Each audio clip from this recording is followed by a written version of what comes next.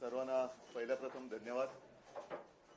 कदाचित मी पहिल्या प्रथम एवढ्या सकाळी सकाळी तुम्हाला बोलवलं असेल, पण आपण सुद्धा प्रेमाने आलात. साहजिकच आहे, निवडणुका आता काही दिवसांवरती येऊन ठेपलेल्या आहेत. कालच महाविकास आघाडीची प्रचंड सभा यशस्वीपणाने पार पडलेली आहे. निवडणुका म्हटल्यानंतर शेवटी आम्ही मतं मागायची आणि जनतेने मतं द्यायची, हा एवढ्यापुरताच काही कारभार असतो किंवा असावा असं मला वाटत नाही. तर मतं कशासाठी द्यायची आणि मतं कोणाला द्यायची, कोणत्या विचारसरणीला द्यायची, हा सुद्धा एक महत्वाचा प्रश्न असतो. काल राहुलजी आले होते, खरगे साहेब होते, पवार साहेब होते, मी स्वतः होतो आणि त्या मीटिंगमध्ये महाविकास आघाडीचं सरकार आल्यानंतर आम्ही महाराष्ट्रासाठी काय काय करणार ह्यातले 5 मुद्दे काल प्रकाशित केले. त्याला पंचसूत्री असं नाव दिलं.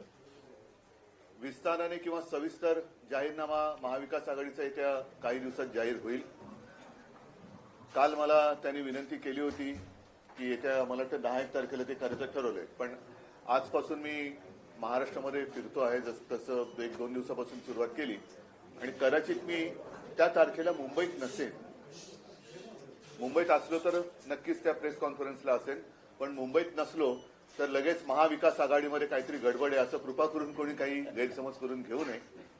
आज मी आपल्याला बोलवलंय ते एवढ्यासाठी की आजपर्यंत प्रत्येक निवडणुकीत, मग ती महापालिका असेल, महानगरपालिका असेल, विधानसभा असेल, लोकसभा असेल, आम्ही बरीच वर्ष युतीमध्ये होतो. त्याच्यानंतर गेल्या 5-1 वर्षापासून महाविकास आघाडीमध्ये आहोत. प्रत्येक निवडणुकीमध्ये युतीचा असेल किंवा महाविकास आघाडीचा असेल हा जाहीरनामा प्रकाशित होत असतो. पण शिवसेना हा पक्ष आघाडीमध्ये सामील जरी असला तरी शिवसेनेचं एक वेगळी वचनबद्धता आहे. मी मुद्दामून आठवण करू देऊ इच्छितो की अगदी कदाचित 2012ची महापालिका निवडणूक असेल, युतीचा जाहीरनामा प्रकाशित झाला होता, परंतु शिवसेनेच्या वचननाम्यात मुंबईसाठी सागरी महामार्गाचं वचन दिलं गेलं होतं आणि मला अभिमान आहे की ते वचन आम्ही पूर्ण करून दाखवलं. 2017 साली मुंबई महापालिकेमध्येच आपण मुंबईकरांना ज्यांची मालमत्ता 500 स्क्वेअर फुटाची आहे त्या 500 स्क्वेअर फुटापर्यंतच्या सगळ्या घरांना मालमत्ता कर रद्द करू असं एक वचन दिलं होतं, ते आम्ही पूर्ण करून दाखवलं. त्याच्यानंतर 2019ला विधानसभेला सामोरं जाताना युतीचा एक जाहीरनामा होता, कारण तेव्हा आम्ही युतीमध्ये होतो, पण 10 रुपयामध्ये गरिबांना आम्ही जेवण देऊ हे एक वचन दिलं होतं. ते मी महाविकास आघाडीमध्ये सुद्धा शिवभोजन सुरू करून दिलं होतं. थोडक्यात काय की साहजिकच आहे की महाविकास आघाडीचा जाहीरनामा त्याच्याबरोबर आम्ही पूर्णपणाने सहमत आहोतच, पण शिवसेना म्हणून मला असं वाटतं की आमचं सुद्धा एक काही कर्तव्य आहे की काही गोष्टी बारीक सारीक असतात, त्या ढोबळमानाने मांडता येत नाहीत. मग आपण त्यातलं वेगळेपण काय आहे हे हेरून एक महाविकास आघाडी आणि शिवसेना या माध्यमातून ती वचनं सरकार आल्यानंतर पूर्ण करावी. आता आजचा हा जो मी वचननामा आहे तो आपल्या सगळ्यांच्या साक्षीने महाराष्ट्राच्या जनतेसमोर सादर करत आहे. हा वचननामा 2 स्वरूपात असेल. एक तर ज्याला आपण टॉकिंग पॉइंट्स म्हणतो की पटकन काय बोलायचं तर तो खिशात मावेल, आणि त्यातले जसं काल पंचसूत्री होत्या तसं शिवसेनेची काही वचनं आहेत. त्याच्यामध्ये त्या 5 पंचसूत्रीचा सुद्धा अंतर्भाव आहेच. त्याच्यापेक्षा फार काही वेगळ्या अशातला भाग नाही, पण थोड्याफार ज्या काही वेगळ्या गोष्टी आम्हाला जाणवल्या किंवा भासल्या की त्या त्याच्यात यायला पाहिजेत आणि महाविकास आघाडीच्या सर्व घटक पक्षांना तेही मान्य आहे की नाही, ह्या ठीक आहे, या गोष्टी करायला पाहिजेत. सविस्तर वचननामा घेऊन फिरणं थोडंसं अवघड होतं, कार्यकर्त्यांना सुद्धा थोडं अवघड होतं, वक्त्यांना सुद्धा होतं, म्हणून खिशात मावेल अशी 5 किंवा 10 ही वचनं आम्ही आपल्या माध्यमातून जनतेच्या चरणी सादर करत आहोत. त्याच्यानंतर त्याच्यावरती QR कोड दिलेला आहे. तो QR कोड स्कॅन केल्यानंतर शिवसेनेचा जो काही वचननामा आहे तो आपल्याला पूर्णपणाने वाचता येईल आणि येत्या काही काळात 1-2 दिवसातच महाविकास आघाडीचा सुद्धा जाहीरनामा येतोय. तो सुद्धा मी म्हणेन शिवसेना, राष्ट्रवादी काँग्रेस आणि सर्व आमचे मित्र पक्ष यांचा एक एकत्रित जाहीरनामा आहे. त्याच्यामुळे त्याच्यापासून आम्ही काही वेगळं करतोय किंवा ते आम्हाला मान्य आहे का, हे आम्हाला मान्य नाही का, स्वतंत्र अस्तित्व दाखवतात का, असं काही एक याच्यामध्ये प्रकार नाही. काही गोष्टी ज्या, जसं काल मी एक मांडला विषय की मुंबईतले आणि आपल्या महाराष्ट्राचे कोळीवाडे आणि गावठाणं म्हणजे सर्व, म्हणजे अगदी त्याच्यामध्ये कोळी बांधव आले, काही गावठाणं आली, ख्रिस्ती समाजाला सगळे आले. यांच्याकडे आता या सरकारची वक्र नजर गेलेली आहे. या कोळीवाड्यांचा क्लस्टर विकास किंवा क्लस्टर डेव्हलपमेंट करण्याचा त्यांनी घाट घातलेला आहे. क्लस्टर म्हणजे काय की सगळे एकत्रित करायचं, त्यांना टॉवर बांधून द्यायचे आणि बाकीची जमीन ही त्यांच्या मित्राला, आता कोण मित्र, एकच मित्र आहे तो हे करू शकतो, त्याच्या घशात घालायची, असा हा एक काळा प्रकार त्यांनी सुरू केलेला आहे. पहिल्या प्रथम आमचं सरकार आल्यानंतर तो त्यांनी केलेला GR आहे तो आम्ही रद्द करू. कोळीवाड्यांचं अस्तित्व, गावठाण्यांचं अस्तित्व, त्यांची ओळख हे आम्ही कदापि पुसू देणार नाही. आणि त्या सगळ्यांना म्हणजे कोळी बांधवांना असेल, गावठाणातील असेल, या सर्व लोकांना मान्य होईल असाच विकास आम्ही तिथे करू. अन्यथा काय होईल की कोळीवाडे म्हटल्यानंतर मग मासे सुकत कुठे टाकायचे, त्याला बंदी येईल. मासे सुकत, इकडे मासे सुकट टाकायचे नाहीत, तिकडे सुकट टाकायचे नाहीत. त्याच्यानंतर टॉवर बांधले आणि कालच्या सभेत मी ओझरतो बोललो की आता प्रत्येक इमारतीला पार्किंग देतात, पण कोळी बांधव त्या पार्किंगमध्ये त्यांच्या होड्या पार्क करू शकणार आहेत का, की तिसऱ्या मजल्यावरची होडी आहे ती काढायची आणि मग समुद्रात न्यायची, तर असं अजिबात होऊ देणार नाही. कोळीवाड्यांचा जो एक प्रशस्तपणा आहे, माझ्या कोळी बांधवांना मासेमारीसाठी लागणारी जी जागा आहे ती तशीच्या तशी कायम ठेवू आणि त्यांना विचारात घेऊनच, जसं सीमांकन हे आम्ही सुरू केलं होतं त्यांचं, ते अजूनही पूर्ण नाही झालेलं. अशा अनेक गोष्टी आहेत. त्याच्यानंतर धारावीचा जो विषय आहे, हा धारावीचा विषय केवळ धारावीपुरताच मर्यादित आहे अशातला भाग नाही, तर धारावीच्या माध्यमातून पूर्ण मुंबईभर जो एक बकालपणा आणण्याचा हा सरकारचा डाव आहे तो आम्हाला हाणून पाडायचा आणि तो पाडणार.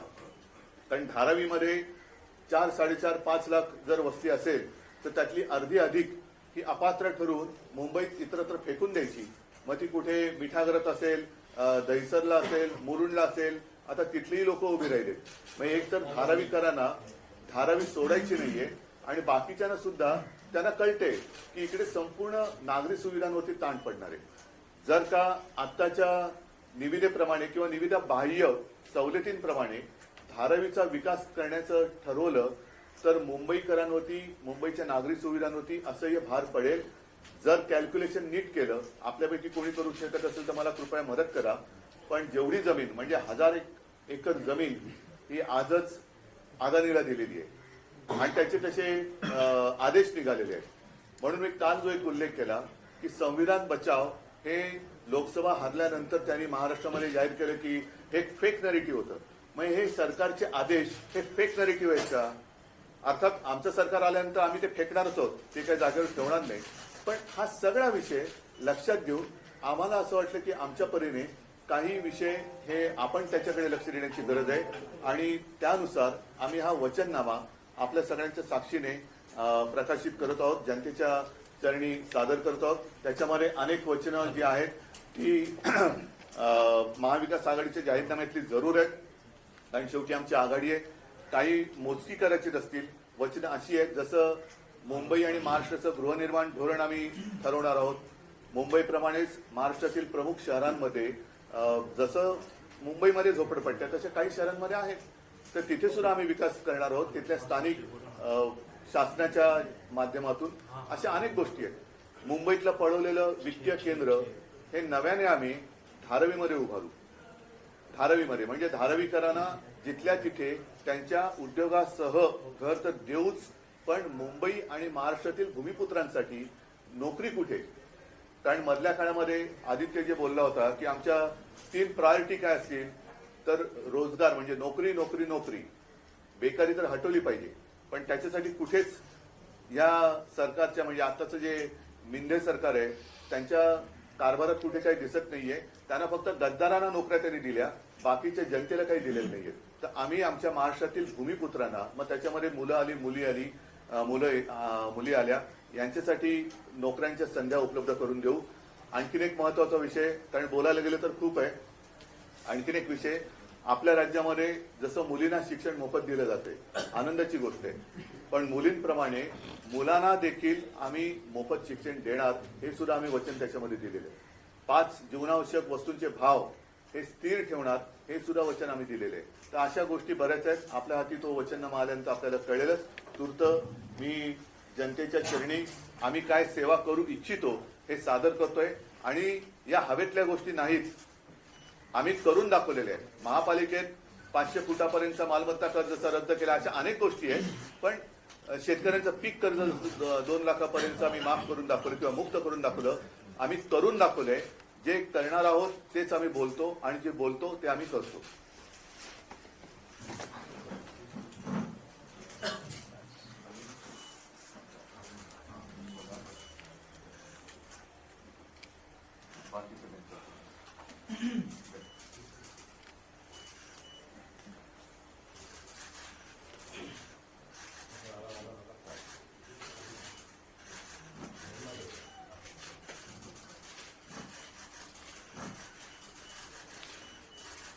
छोटा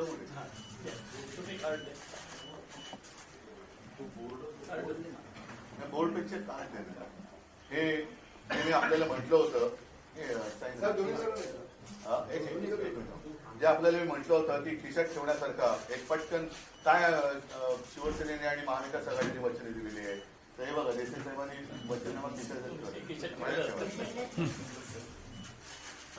त्याच्या पाठीकडे त्याच्या मागे QR कोड पण दिलेला आहे की जो स्कॅन केल्यानंतर सविस्तर वचननामा आपल्याला तिथे पाहायला मिळेल.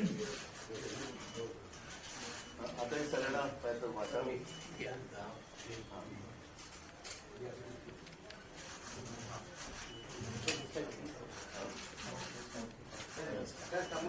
सर एक मिनिट सर एक मिनिट सरळ बघा इथं झालं. ओके सर एक ठीक आहे. आता एक पण लावा. ठीक आहे. आता काही मोजक्या प्रश्नांना मी उत्तर देतो, कारण मला परत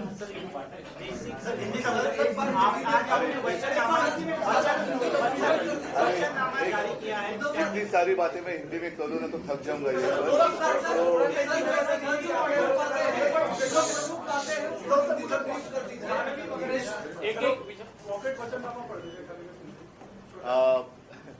अब सारी बातें हिंदी में कहना मुश्किल है. कोशिश करता हूँ, कुछ गलती हो तो आप सुधार करना. अभी मैंने आपके सामने शिवसेना की ओर से महाविकास आघाड़ी सरकार आने के बाद हम क्या करने जाने वाले हैं, जनता की सेवा कैसी हम करने वाले हैं, वो हमारा हम तो वचननामा कहते हैं. तो वचननामा हमने जनता के सामने रखा है. साथ ही साथ एक छोटा पॉकेट वचननामा हमने एक शायद नहीं होगी या नहीं होगी बात हमने करने की कोशिश की है कि जो लोग हमारे गांव-गांव में जाते हैं, प्रचार करते हैं, उनको आसानी से पता चले कि अरे हमने क्या वचन दिया है. तो एक जैसे मैंने मेरी जेब में रखा है वैसा ही एक वचननामा हमने दिया है, जिसके पीछे हमने एक QR कोड दिया है. वो अगर आप स्कैन करेंगे तो आपको पूरा जो हमारा वचननामा है आप उसमें पढ़ सकते हैं. इसमें जो जानकारी हमने दिए हैं, ये तो बात सही है कि बहुत सारी चीजें महाविकास आघाड़ी का जो मैनिफेस्टो है उसमें जो आई है वही हमने दी है. लेकिन साथ ही साथ कुछ अलग बातें जिसके ऊपर हमें ऐसे लगा कि ध्यान देने की आवश्यकता है, वो भी हमने इसमें डाली है. और जैसे मैंने कहा कि जो भी हम कहते हैं वो करते हैं. आपको अगर याद दिला दूं कि पिछले सभी चुनाव में हम चाहे युति में थे या महाविकास आघाड़ी में, हमने हमारा वचननामा जनता के चरण में सादर किया था. और सिर्फ कोशिश ही नहीं, मैं तो मानता हूं 90% से ज्यादा हमने वादे निभाए हैं. जैसे 2012 में मुंबई कोस्टल रोड की बात मुंबई म्यूनिसिपैलिटी की कॉर्पोरेशन के दरमियान हमने की थी. हमें अभिमान है कि वो हम पूरा कर सके. 500 स्क्वायर फीट तक प्रॉपर्टी टैक्स माफ करने की बात हमने की थी, वो भी हमने पूरी कर दी. 2019 में हमने कहा था कि जो हमारे गरीब जनता है उनको 10 रुपए में हम भोजन की व्यवस्था करेंगे. शिव भोजन के माध्यम से वो भी हमने पूरी की है. ऐसे कई सारे वादे जो हमने किए थे वो हमने निभाए हैं. और आज भी हम कुछ वादे करने जा रहे हैं और किए हैं, वो जरूर जनता के आशीर्वाद मिलने के बाद हम पूरे करेंगे, ये मैं वचन देता हूँ। सर सिर्फ एक सवाल है कि आजकल चलन पड़ रहा है कि रेवड़ी बांटने का। पहले उन्होंने लाडली बहना पे अपने 1500 हर महीने देने की बात की, आप लोगों ने आपत्ति उठाई कि पैसे कहाँ से आएंगे, और आप लोगों की तरफ से 3000 देने की बात आ रही है, 4000। नहीं, हमने उसका अभ्यास किया, कहाँ से अभ्यास किया उसका, और कहाँ से लाएंगे अभी भी मैं कह सकता हूँ, लेकिन अगर मैं कहूँ तो वो भी ये भी बात चुराएंगे, जैसे मेरी पार्टी चुराई है, सिंबल चुराया, और यहाँ तक सीमित नहीं रहा। मैंने जब शुरुआत की कि 5 जीवनावश्यक जो भी चीजें हैं उसके गेहूं, चावल, शक्कर, दाल, तेल, दाम तो बढ़ते जा रहे हैं, तो हम उसको आने वाले 5 साल स्थिर रखेंगे। तो वो भी चीज उन्होंने चुराई, तो वो भी बात चुराई। उनको चोरी के अलावा कुछ आता ही नहीं है, और इसलिए ज्यादा बातें मैं कहूंगा नहीं, लेकिन काफी सारे हमने चीजें देखी है जहां अगर हम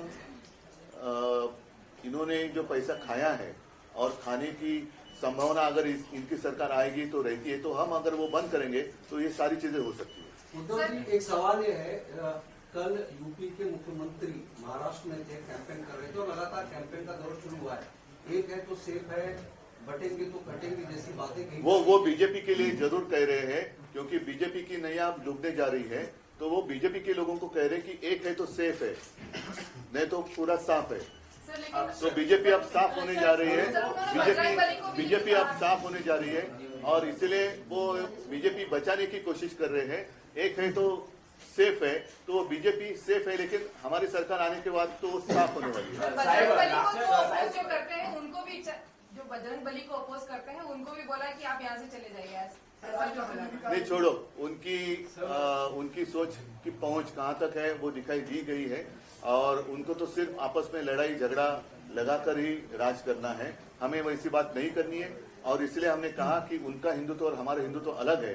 हमारा हिंदुत्व दिल में राम और हाथ में काम, हाथ को काम देने वाला हमारा हिंदुत्व है। उनको तो हाथ में वो पत्थर दे रहे, तो वो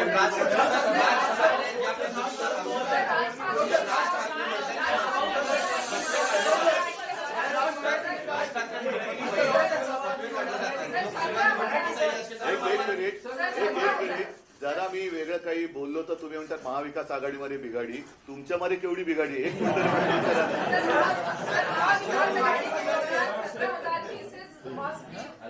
17,000 लोगों के ऊपर केसेस फाइल हुए हैं। राज ठाकरे ने दावा किया है रैली में कि 17,000 उनके लोगों पे जिन्होंने मॉस्क के ऊपर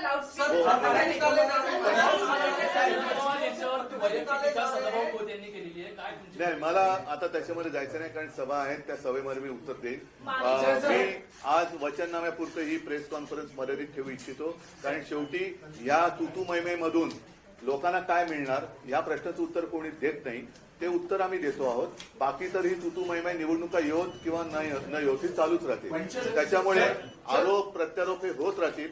जनतेने विचार करायचा आहे की जी वचनं किंवा जो पाऊस आतापर्यंत ज्यांनी वचनं दिली, काल खरगे साहेब चांगलं बोलले खरं, म्हणजे त्यांनी काय सांगितलं की आतापर्यंत मोदीजींनी ज्या काही गोष्टी सांगितल्या होत्या, 15 लाख रुपये कुठे गेले, म्हणजे मी विधानसभेत माझं नागपूरचं भाषण तुम्ही जर का ऐकलं असेल तेव्हाचं, की 15 लाख रुपये येणार होते, अमुक होणार होतं, तमुक होणार होतं, 2 कोटी लोकांना रोजगार मिळणार होते, शेतकऱ्याचं उत्पन्न दुप्पट होणार होतं, तर आजपर्यंत ते जे काही करू शकले नाहीत, तर आता कसे काय करू शकणार, आता कसे काय करू शकणार? आणि तुम्ही आपने जो बात कही थी रेवड़ी, तो वो जो बातें थी वो तो रेवड़ी ही थी ना।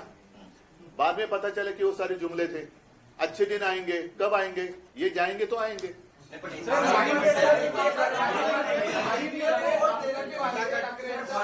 रोड शो नाहीये किंवा सभा नाहीये विधानसभेमध्ये, त्यामुळे अशी चर्चा प्रचार सभा घेत नाहीये। हो, मला आवश्यकता नाही, माहीमा माझा आहे, माहीम माझा आहे, माहीम हा शिवसेनेचा मतदारसंघ आहे, त्याच्यामुळे तसं बघितलं तर मुंबईमध्ये कालची सभा झाली आणि 17ची सभा, या अलीकडे पलीकडे मी मुंबईच्या बाहेरच आहे, कारण मुंबईकरांवरती माझा विश्वास आहे, माझ्यावरती मुंबईकरांचा विश्वास आहे, महाराष्ट्राचा माझ्यावरती विश्वास आहे, पण तरी देखील मी त्यांच्या सगळ्यांच्या दर्शनाला आणि आशीर्वाद घ्यायला मी जातोय।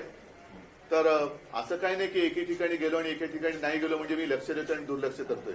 आता वेळच अशी आहे की दिवसाला 4-4 सभा घेतल्या, 5-5 सभा घेतल्या तरी सगळे मतदारसंघ मी पूर्ण करू शकत नाहीये. आणि मधला प्रवासाचा काळ जर का पाहिला तर आणि पुन्हा दिवसाच्या उन्हाच्या वेळा तर 4 सभेच्या वरती जास्त सभा होतील असं मला वाटत. पण शिवाजी पार्कमध्ये सभा होत होती. शिवाजी पार्कमध्ये शेवटची सभा होत होती, पण आता RTC मध्ये शिवाजी पार्कला एक आहे की तारीख येते 17 नोव्हेंबर. आम्ही परवानगी मागितलेली आहे. याचं कारण एक तर निवडणुकीचा शेवटची ती संध्याकाळ आहे. दुसरा अत्यंत महत्वाचा विषय म्हणजे 17 नोव्हेंबर हा शिवसेना प्रमुखांचा एक स्मरण दिन असतो. त्या दिवशी लाखो शिवसैनिक तिकडे येत असतात आणि ते याही वर्षी येणार.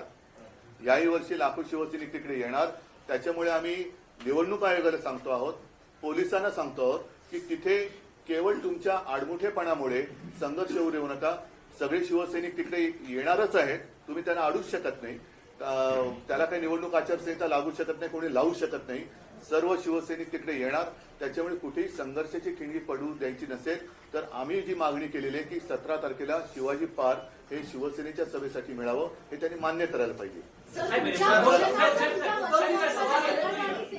देखील उल्लेख केला आहे. त्यांना प्रश्न गेली अनेक वर्ष प्रलंबित हो, आहे. हो. मग आता वचन आहे तुमच्या सरकारला, तर काय नेमकं त्यांना आता ऐका, आता म्हणून काय ह्या 5 किंवा किती 10 गोष्टी आहेत ह्या बोलण्यासाठी तुम्हाला सांगण्यासाठी दिल्या आहेत. त्याचं सविस्तर आहे ते पाठी दिलेलं आहे. मात्र कदाचित त्याच्यात सुद्धा काही गोष्टी सविस्तर नसतील. पण आशा आणि अंगणवाडी सेविकांकडे सरकार कोणतेही असो, माझं सरकार असताना मला असं वाटतं मी प्रयत्न केला होता, कारण लॉकडाऊन होता. लॉकडाऊनच्या काळात सुद्धा या सगळ्या भगिनींनी खूप जीवावर उदारून काम केलेलं आहे. मग ती घरोघरी जाऊन तपासणी करणं असेल, काही असो, तर त्यांना आतापर्यंत नुसतं त्यांच्या सेवेचा वापर करून घेतला. तुम्हाला कल्पना असेल की 14 ते 19च्या काळात त्यांच्यावरती एक जीवघेणा कायदा पण लावला होता, ज्याला शिवसेनेने विरोध केला म्हणून तो कायदा मागे घेतला गेला. तर आता पहिल्या प्रथम त्यांना आम्ही मानधनामध्ये वाढ करून देऊ. त्यांच्या अनेक गोष्टी आहेत, जसं पाटील साहेब त्यांचं नेतृत्व करतात. मी देखील त्यांनी ज्या ज्या वेळेला गेलेलो आहे त्या त्या वेळेला काही गोष्टी मला सांगितल्या. साहजिकच आहे, सर्व गोष्टी ह्या 4 पानात आणू शकत नाही. तर आता तरी त्याने एक दिलासा, जसं आता सरकारी कर्मचाऱ्यांना जुनी पेन्शन योजना आम्ही जाहीर करणार. त्याच्यानंतर आता इथली सरकारी वसाहत जी आहे ती आम्ही निर्णय घेतला होता मंत्रिमंडळाच्या बैठकीत की सरकारी कर्मचाऱ्यांनी जे इथे आहेत माझ्या गव्हर्नमेंट कॉलनीतले लोक त्यांना तिथेच घरं देऊ. या सरकारने तो निर्णय बदलला. आता आमचं सरकार आलं होती, परत आम्ही बदलू आणि आम्ही त्यावेळेला कोर्टासाठी सुद्धा जागा दिली होती, ती परत देऊ आणि सरकारी कर्मचाऱ्यांना घरे देऊ. योजनांमध्ये फेरबदल करणार का? कारण 3,000 तुम्ही जर महिन्याला देणार असाल तर लाखो कोटी रुपयाचं कर्ज राज्य सरकारवर आहे. हो, पण त्या लाखो कोटीमध्ये जो त्यांनी बांध फोडलेला आहे तो कॉन्ट्रॅक्टरसाठी फोडलेला आहे. अनेक पैसे हे कॉन्ट्रॅक्टरला मिळावेत आणि कॉन्ट्रॅक्टरच्या माध्यमातून यांना मिळावेत यासाठी त्यांनी जसं मुंबईबद्दल मी ऐकलं की 90,000 कोटींच्या फिक्स्ड डिपॉझिटच्या ठेवी होत्या त्या सुद्धा त्यांनी आता तोडल्या आणि साधारणतः 40-45,000 कोटीच्या ते तोडू शकत नाहीत कायद्याने, कारण ग्रॅच्युइटी, प्रॉव्हिडंट फंड वगैरे असं म्हणून आम्ही त्या ठेवींमधनं कोस्टल रोड केला. पण दुर्दैव असं की आमचं सरकार पाडल्यानंतर मोदीजींची एक सभा झाली आणि त्यांनी सांगितलं बैंकों में पैसा रखकर विकास नहीं होता जी, वो पैसा मेरे मित्रों की जेब में जाना चाहिए. तर तो सगळा पैसा रस्त्याची बेसुमार कामं काढली, मेट्रोची कामं काढली, म्हणजे नियोजन शून्य विकास. तो नियोजन शून्य विकास जरी थांबवला आणि कॉन्ट्रॅक्टर जे आता करतायत घेतलेत त्यांची चौकशी तर आम्ही लावूच. जी कॉन्ट्रॅक्ट काढली गेली आहेत बेसुमार, काही ठिकाणी तर कॉन्ट्रॅक्ट शिवाय पैसे दिले गेलेले आहेत. त्याच्यानंतर मी परत सांगतो की धारावीचा हा प्रकल्प पूर्णपणे मुंबईच्या मुळावरती येणारा प्रकल्प आहे. तो केवळ धारावीपुरता आहे असं समजू नका. मुंबईच्या नागरी सुविधांवरती ओझं टाकणारा, मग ते पाण्याची व्यवस्था असेल, गटर सिस्टीम असेल, सगळं कचऱ्याची असेल, फार भयानक होणार आहे मुंबईची हालत. म्हणजे मुंबई बकाल करण्याचं मी एवढ्यासाठी म्हणतोय कारण धारावीचा विकास करताना मुंबईत इतरत्र जवळपास 1000 एकर जमीन ही अदानीला दिली. मी पुन्हा एकदा सांगतो की जर का त्यांना प्रकल्प बसवायचा असेल आणि त्यांना धारावीकरांना दुसरीकडे न्यायचं असेल तर वांद्रे रेक्लेमेशनची जागा अदानीची ती द्या ना त्यांना, धारावीकरांना देताय का तुम्ही? आणि तिकडे जे काय करणार ते मिठा घरात करा. मग मिठा घरामध्ये टॉवर बांधा. का नाही करत? मुंबईच आहे ना. मिठागरांमध्ये किंवा इकडे तर तिथे टॉवर बांधा, पण माझ्या धारावी घरांना तिथल्या तिथे ठेवा. एक शेवटचा ठीक आहे.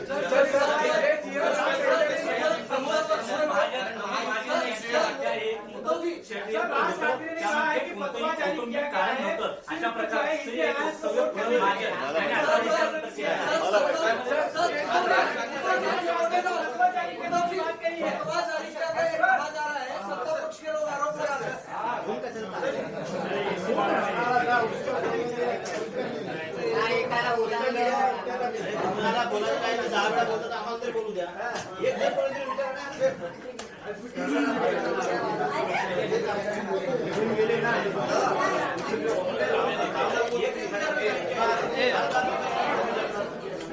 चॅनल पाठवलं.